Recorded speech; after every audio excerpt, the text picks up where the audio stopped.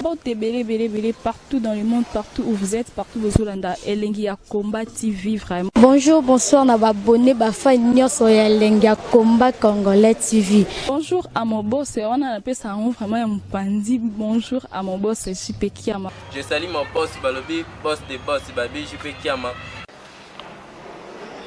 Bonjour, on a appelé Elengi Combat Congolais TV, vraiment. Ramon Lazana, chaîne de chaque topo, il y a pas de JP Kiama, et boss des boss, il y a un danger. Donc, on va s'entendre dans la zaki. Ya boss na biso JP Kiama nzambe na ngai ba boss bazali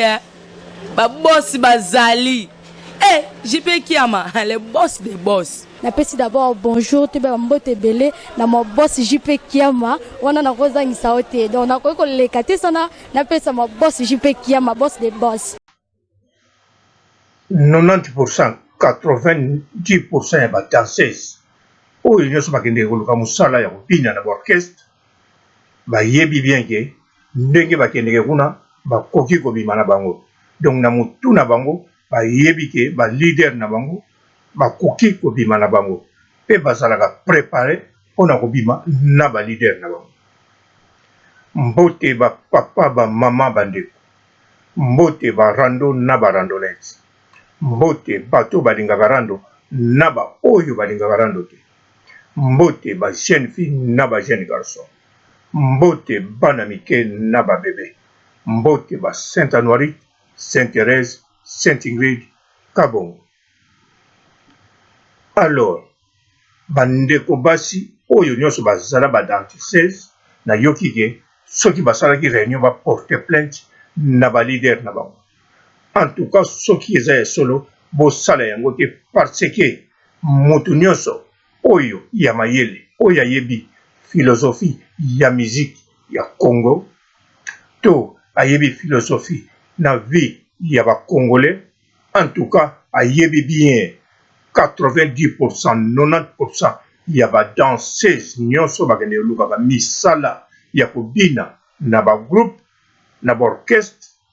bayebi ke bazalaka préparé ya kobima na ba leader na bango pe bayebi ke ba leader na bango bakoki ko solliciter babima na bango. Yango wana soki boke kofunda bopoli d'avance, bopoli te parce que maloba olobi bakomona ngo lokuta. Non,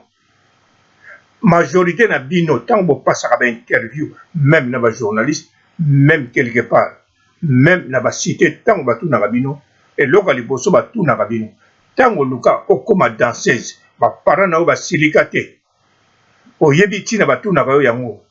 parce que bakonsideraka yango bango moko oyo moto ya liboso oyo atuni yo bongo azokonsidera yango deja ke mosala moko ya makambo ndenge bino moko bolobaka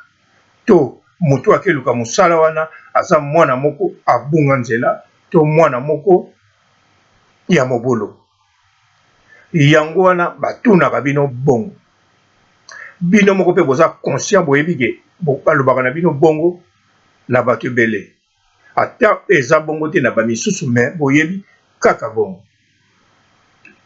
Alors tango okomi pa ya leader na yo, soki obimi na leader na yo, soki oyebisa na cité ke na camarade no moko obimi na leader na yo, en tout cas pa na yo ekozala lokumu parce que na vie na yo tango mosusu okana te obima na mobala bongo, surtout soki leader na yo basi ya ndenge na ndenge balelaka ye, basi ya ndenge na ndenge balingaka ye, pe basi ya ndenge na ndenge bazokweyila ye me bazobima na ye te. Donc soki yo obimi na ye ezali avantage mpona ye pe yo moko oyebi yango po soko compare na mibali tu oyo obima na bango ti tango ekobima na leader na yo okomona baza bamibali oyo bakokani te na leader na yo. Nazoloba te oyo komobima na bango nsima ntango okomi deja pa ya leader na yo. Pa ya leader na yo c'est possible kokobima na mobali oyo aleki leader na yo parce que leader na yo sabimino to soka bimi na yo te sasaleli yo publicité ya nzoto na yo na ya beauté na yo. Mais majorité na bino mibali oyo bobima na bango ba leader na bino baleki bango na ndenge ya niveau na ndenge moko ke basi bakokwela bango koleka yango wana soki boporte ba leader na bino plainte ou bien likambo ebongi boportaka tango asali likambo yango donc oyo baza sikoyo soki omoni osepelaka nango te porte plainte tango asali likambo wana komitungisa te ke bakokotela ye mpo aza na mbongo ebele mais tango likambo yango eza ya moto ata yako bakokotela ye ata akokangama te ata likambo se koya te oza na chance même injustice même justice efuta yo quelque chose parce que likambo yango ekozala ya moto eza na batémoin ebele ya moto okozala na bapreuve ebele na miniti wana alors okozala na mwa réussite ya kosala likambo soki vraiment sepelaki nango te parce que nga nayebi ke bino majorité bakendeke bayebi ntina même batémoignage bon ok boyoka bien témoignage bon ndenge bokoyokela boyoki kaka alors oyo ya bamusicien mingi toyokaka baloba oyo ya Koffi Olomide alors soki totali bamusicienne non badanseuse oyo baloba mingi badanseuse ya Koffi Olomide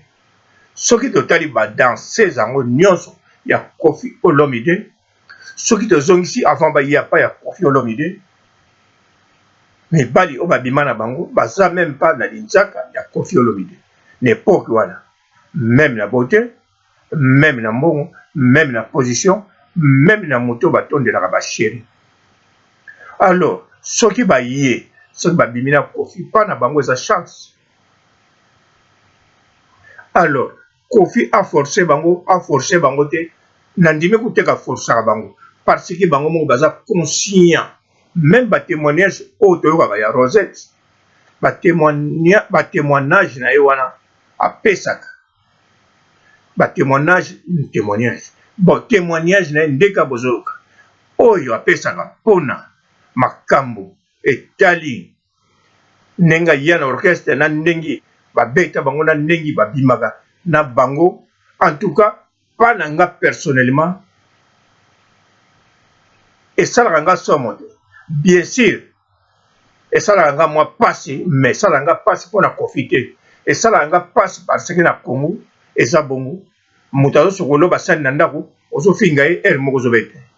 donc esalaka nga pasi na bongo mais esalaka nga pasi te mpo Koffi moto abimi na bango mpo Koffi moto abeti bango parce que majorité oyo bayaka wana soki otali bien soki batuni ye na vie na yo bando botama nalobi nyonso te mais nalobi au moins 80% na bango soki otuni bango banda boyapa ya Koffi nani abeta yo mingi na vie Koffi ou bien moto mosusu okoyoka fimbo ebele azwa taka mosusu ya papa na ye mpo na kiteti na ye ou bien ya mama na ye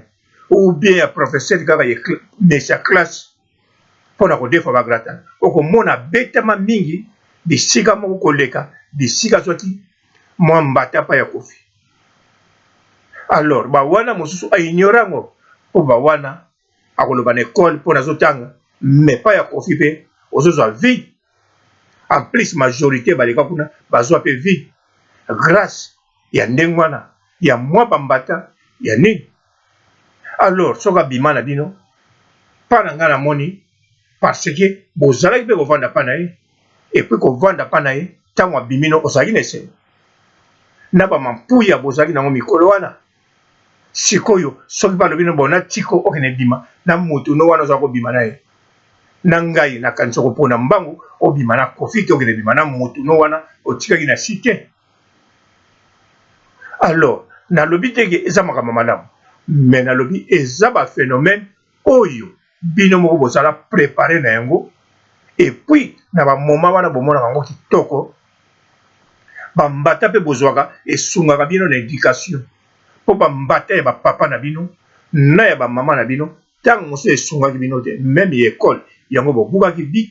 to ya baparent yango wana bokomaki kokima ndako kolakaka libanda ti bokoki kose retrouve epai ya Koffi ou bien soki bozalaki na ndako mama na yo baparent na yo batikaki yo lokola oza mwana ndako mpo bayebi ke oya kokumbela bango zemi ya motu moko oyo bango balingi te surtout zemi yango soki pe moto bango balingi bakoya kowanga na zemi na yo pamba okozongela bango na ndako vomi ekende kobina po ntango mosusu kuna okokende poto mokolo mosusu okotika na poto to kokima na poto to mobali moko akolingo amemi yo na poto si mokozwa vie.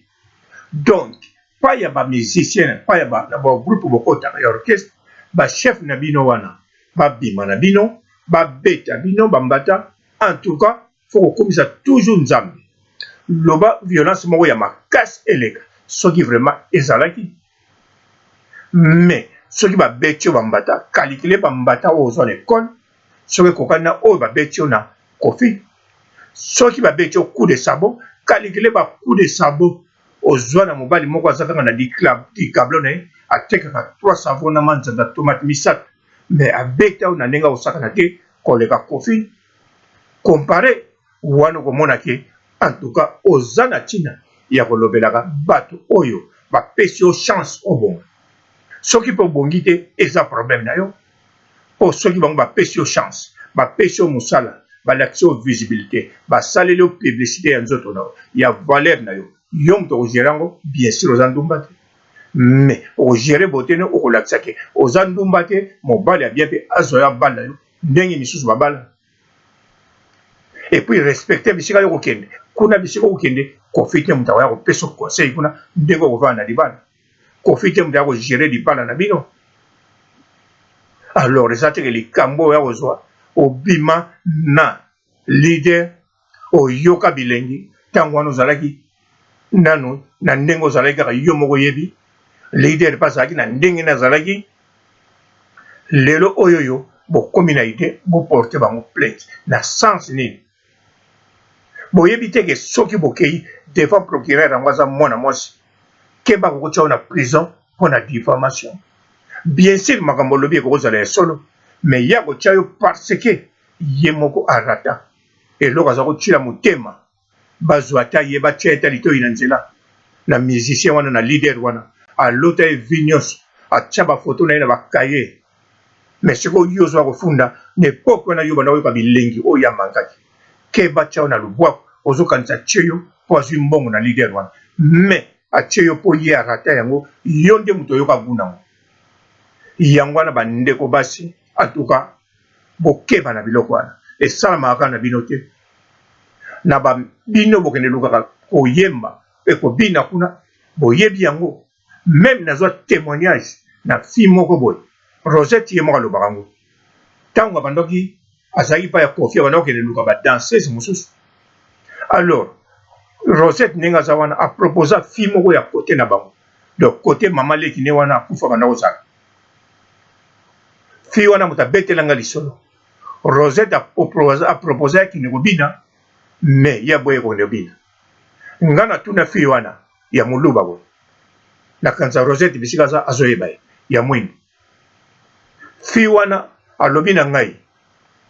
nga nalobi ne oboya mpo na nini mpo bamusicien babimaka na bato na bana basi wana babina apa na bango